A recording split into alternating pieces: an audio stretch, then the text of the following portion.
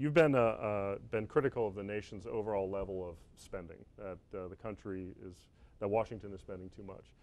I'm wondering if you could outline some areas where you think Washington could be spending a lot less if we're going to get the spending problem under control, as you see it. It'd be easier to work the question from the other end, you know, because there's very few things, if any, that I don't believe should be limited or curtailed in terms of federal spending. What would be some of the biggest? Yeah. You know, well, we all know that the entitlement programs of today, the welfare programs,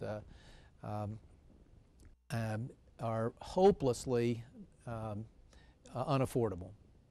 And this doesn't mean they weren't good ideas at the outset, doesn't mean that they haven't been enormously helpful to a lot of people. Of course they have.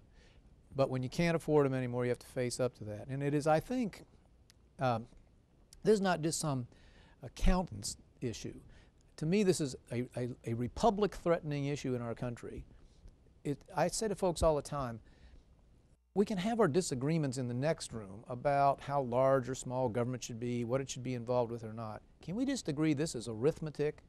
You cannot keep a country or a company or a family going with these levels of debt that we're headed straight for.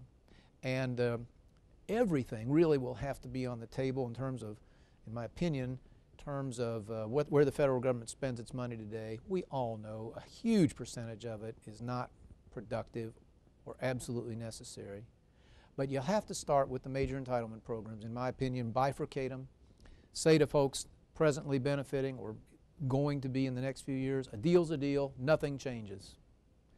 But say to the younger people who are paying all the bills and going to pay for all these commitments, we're going to have a new compact that protects you in your old age, but it's going to have to be a little different than the one that has been on offer.